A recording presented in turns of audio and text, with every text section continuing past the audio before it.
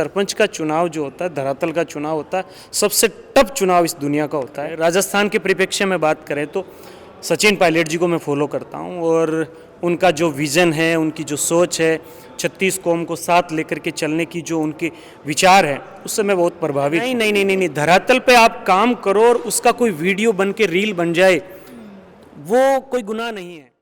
बहुत स्वागत है आपका हमारा समाचार में और मैं हूं आपके साथ दिव्या शेखावत। देखिए, राजस्थान में चुनाव की चर्चा बड़ी तेजी के साथ हो रही है। फिलहाल तो देखिए युवा कांग्रेस का प्रदेश अध्यक्ष का चुनाव है और इस पद के लिए हर कोई अपनी दावेदारी ठोक रहा है। हर कोई चाहता है कि प्रदेश अध्यक्ष का पद उसे मिले और बिल्कुल देखिए मिलना भी चाहिए। अगर काबिलियत है तो ये पद उसके लिए बना ही है। फिलहाल मेरे साथ आज की इस खास चर्चा में मौजूद हैं पारस गुर्जर जी। पारस जी जो है रजलानी के सरपंच प्रशासक भी हैं और NSUI से जो है राष्ट्रीय प्रवक्ता के तौर पर भी रहे। एक बात बताइए पारस जी, पहले तो बहुत स्वागत करूँगी आपका, और कैसे हैं आप? जी, पहले धन्यवाद आपका। मैं अच्छा हूँ, आप कैसे हैं? मैं तो हमेशा ही सर बहुत अच्छी रहती हूँ। युवा कांग्रेस का ये चुनाव है सर, प्रदेश अध्यक्ष की पद की, मतलब इस पद के लिए हर कोई तैयारी कर रहा है। आप भी जाहिर तौर पर आप भी तैयारी कर रहे हैं। मुझे बताइए कितना कठिन ये चुनाव होने वाला है? बिल्कुल निश्चित रूप से चुनाव कठिन है, पूरा संघर्ष है और पूरी मेहनत करनी होगी और इस चुनाव में वही जीतेगा जिसने राजस्थान के यूथ के लिए कुछ काम किया हो, जिसका विजन हो कुछ करने का। मैं इन दिनों पारस जी आपकी बात नहीं करूँगी। मैं कई लोगों के जो इंटरव्यू कर रही हूँ और कई लोगों ने तो ये भी कह दिया कि मैं जीत चुका हूँ, बस मैं बन गया हूँ, मेरा ही नाम जो फाइनल लिस्ट में आएगा। ऐसा है क्या? नहीं, ऐसा संभव नहीं है। ऐसा संभव इसलिए नहीं है कि पहले मेंबरशिप होगी पूरे राजस्थान की और उसमें 18 से 35 वर्ष के लड़के और लड़कियाँ जो मेंबर बनेंगे वो उसमें वोट करेंगे और पूरे राजस्थान का चुनाव है। ये किसी एक यूनिवर्सिटी का चुनाव नहीं, किसी एक क्षेत्र का चुनाव नहीं। बड़ा टफ चुनाव है और निश्चित रूप से जो फेस यूथ के लिए कुछ करना चाहता है, जिस पे यूथ विश्वास करेगा कि मैं इस विजन को लेकर के यूथ के लिए ये लड़ाई लड़ने वाला हूँ। सरकार के विरुद्ध एक लंबी जंग छेड़नी होती है यूथ कांग्रेस को और वही प्रदेश अध्यक्ष चुनाव जीतेगा जिसके मन में कुछ करने का ध्येय हो और जिसके अंदर मादा हो लड़ने का, भिड़ने का सरकार से डायरेक्टली, वो निश्चित रूप से प्रदेश अध्यक्ष बनेगा। पारस जी, यूथ को साधना ना बहुत मुश्किल होता है। लालच नहीं दे सकते आप। बूढ़े बुजुर्गों को तो आप फिर भी चलो बाबा तारो काम कर दें तो चल जाता है। यूथ को साधना बहुत मुश्किल हो जाता है। और इवन मैं अभी की बात करूँ ना, तो जैसे आप कह रहे हो ना 18 साल से ऊपर के, 21 से और 30 साल के हर नौजवान को ऐसा लगता है मैं ही बनूंगा। बिल्कुल, देखिए हर किसी की महत्वाकांक्षा होती है और जो पॉलिटिकल जिनका जीवन है उनको तो महत्वाकांक्षा रखनी भी चाहिए। और मैं धन्यवाद करना चाहूँगा कांग्रेस पार्टी के आला कमान का कि उन्होंने अवसर दिया कि एक आम परिवार का व्यक्ति भी यूथ कांग्रेस का चुनाव लड़के, NSUI का चुनाव लड़के अपने अंदर जो छिपी हुई प्रतिभा है उसको निखारें और अपना हुनर दिखाएं और किसी भी पोस्ट पर वो पहुंचने के लिए चुनाव के माध्यम से आगे बढ़े। तो आपने जैसा कहा कि भाई बुजुर्गों को साधना आसान है लेकिन युवाओं को साधना मुश्किल है। बिल्कुल, मैंने पंचायती राज का चुनाव लड़ा है और जहाँ से मैं सरपंच हूँ वहाँ मेरा कोई कास्ट फैक्टर नहीं और किसी प्रकार का कोई पॉलिटिकल बैकग्राउंड नहीं था। उसके बावजूद मैंने यूथ को साथ में लिया और यूथ की आंखों में आंखें डाल के उनको जो सपने दिखाए, मैंने गत 5 वर्षों में वो उनके सारे सपने, सारे वादे पूरे किए। तब जाकर के यूथ को लगा कि पारस हमारा भाई और साथी नहीं है, बल्कि हमसे जो बात करता है उस बात पर वो खरा भी उतरता है। और वही इमेज मैंने पूरे राजस्थान के अंदर डेवलप की है कि मैं काम करवाने के लिए शासन प्रशासन जब सत्ता में हो तो पेन भी मेरा चलता है और जब पेन नहीं चलता है तो मैं ऐसा मादा रखता हूं कि सड़क पर आकर के संघर्ष करता हूं। सरकार चाहे किसी की भी हो, अपना काम करवाना अच्छी तरह से जानता हूं। अच्छा, मुझे तो एक बात बताओ पारस जी कि सरपंच बनना ज़्यादा टफ है कि ये यूथ का चुनाव जीतना, ये प्रदेश अध्यक्ष का पद जो अभी जिसकी फाइट हो रखी है ये जीतना ज़्यादा, मैं कहूँगी कि थोड़ा सा असंभव सा है? असंभव मैं समझता हूँ सरपंच बनना था। अच्छा, बहुत टफ चुनाव होता है और जिन लोगों ने MP MLA बन गए, बहुत सारे लोग ऐसे हैं जिन्होंने गांव के अंदर सरपंच का चुनाव लड़ा वहाँ से हार गए, लेकिन आज लोकसभा में बैठे हैं। 2-4 नाम तो मुझे याद है। कुछ ऐसे हैं जिन्होंने अपने परिवार में किसी को सरपंच लड़ाया, वो नहीं जीत पाए, लेकिन खुद वो आज विधानसभा में बैठे हैं। तो सरपंच का चुनाव जो होता है, धरातल का चुनाव होता है, सबसे टफ चुनाव इस दुनिया का होता है। लेकिन यूथ कांग्रेस का जो चुनाव है वो टफ ज़रूर है, लेकिन सरपंच से टफ नहीं है। सरपंच का तो टफ है सर, क्योंकि सरपंच एक ऐसा व्यक्ति, जिम्मेदार व्यक्ति होता है, पूरे गांव का नेतृत्व वो करता है। कई पंचायत समिति आती है, उनका नेतृत्व करता है, वो ज़्यादा बड़ी जिम्मेदारी है ये तो। चलिए, लेकिन अच्छा चलो एक बारी आपके गांव की तरफ भी चलते हैं। अगर वापस अभी चुनाव आ रहे हैं, पता नहीं वो होंगे नहीं होंगे, वो तो वैसे ही आप लोगों ने लटका रखा है। एक बात बताइए कि अगर चुनाव होते हैं तो तैयारी फिर से पूरी है आपकी? बिल्कुल, तैयारी इस बार मैंने नहीं करी। पिछली बार मैंने तैयारी करी थी, इस बार मेरी जनता ने तैयारी कर रखी है कि सरपंच तो रजलानी के अंदर पारस ही बनेगा। और जनता ने पूरी कमर कस रखी, इसलिए कस रखी है कि मैंने उनके लिए कोई कोर कसर छोड़ी नहीं। 5 साल का मेरा कार्यकाल निकल गया, अब सरकार जितना कार्यकाल आगे बढ़ा रही है, मैं ये सोचता हूँ कभी कभी बैठे बैठे कि मैं करूँ क्या, क्योंकि जो वादे मैंने किए थे सारे पूरे कर दिए।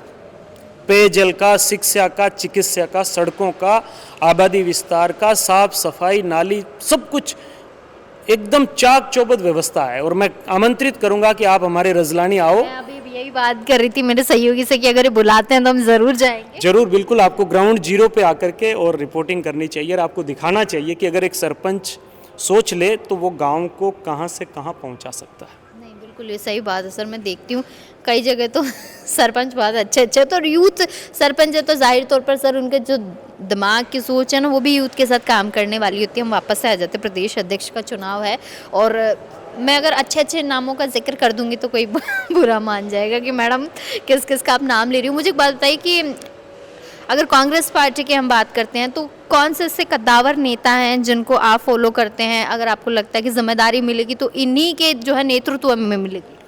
देखिए, निश्चित रूप से देश के अंदर हमारे नेता विपक्ष लोकसभा के राहुल गांधी जी, प्रियंका जी, मल्लिकार्जुन खड़गे जी, वो बहुत बेहतर तरीके से काम कर रहे हैं और विपक्ष की आवाज़ को बुलंद कर रहे हैं। राजस्थान के परिप्रेक्ष्य में बात करें तो सचिन पायलट जी को मैं फॉलो करता हूं और उनका जो विज़न है, उनकी जो सोच है, 36 कौम को साथ लेकर के चलने की जो उनके विचार हैं, उससे मैं बहुत प्रभावित हूं।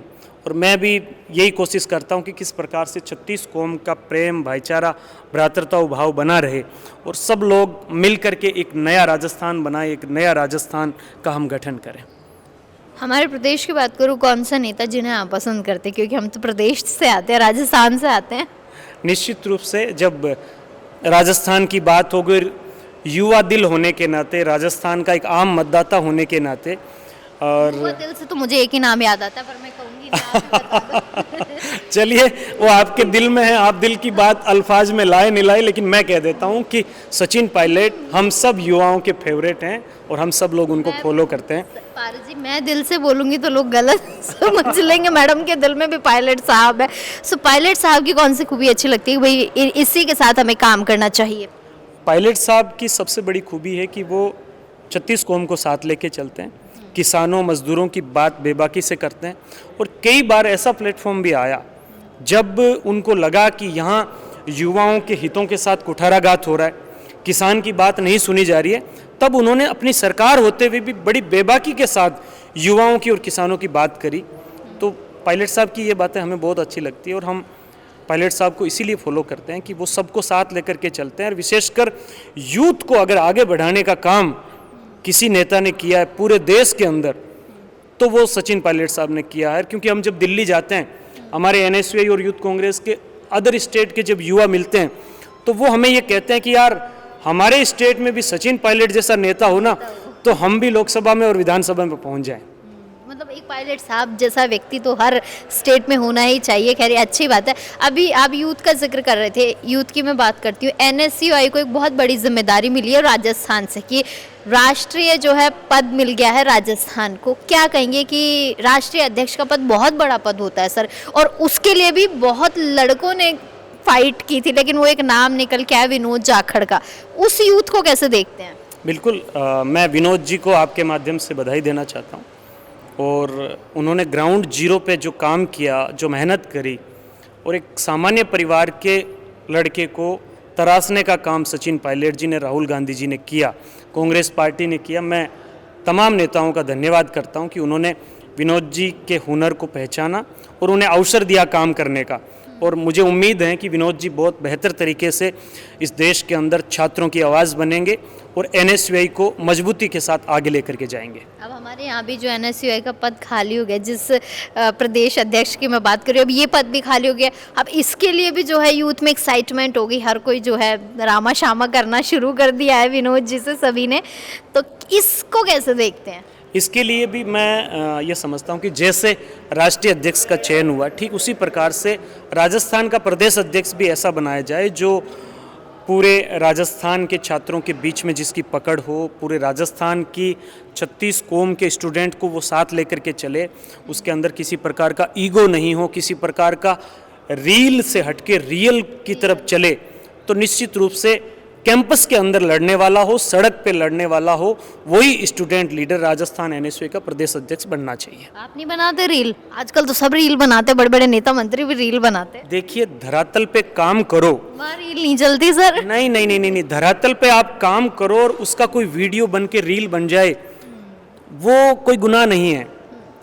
लेकिन सिर्फ और सिर्फ आप रील के लिए ही काम करो तो वो थोड़ा अखरता है लोगों को और पब्लिक उसको थोड़ा कम पसंद करती है। मतलब अब आखिरी में मैं ये कह सकती हूँ कि आपने पूरी कमर कस रखी है इस प्रदेश अध्यक्ष के चुनाव के लिए। निश्चित रूप से मैं यूथ कांग्रेस का बड़ी मजबूती के साथ राजस्थान के सभी जिलों का दौरा करूंगा और राजस्थान की यूथ को साथ लेकर के उनके मन में एक विश्वास पैदा करके कि पारस गुर्जर अगर राजस्थान यूथ कांग्रेस का प्रदेश अध्यक्ष बनता है तो आपके हक और अधिकार के लिए लड़ने भिड़ने के लिए मैं सरकारों से तैयार रहूंगा और जहां आप मुझे याद करेंगे वहां मैं सुख दुख में सबसे पहले आपके बीच मौजूद रहूंगा।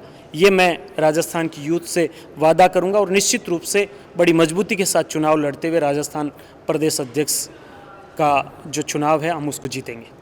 एक छोटी सी बात और कह देती हूँ, आप तो आवाज़ भी देंगे ना, आपके गुजरों में इतनी एकता है, आप तो आवाज़ एक छोटे सा मैसेज भी डालेंगे ना, सबको आना है, सब आ जाएंगे, आपको टेंशन लेने की ज़रूरत नहीं है।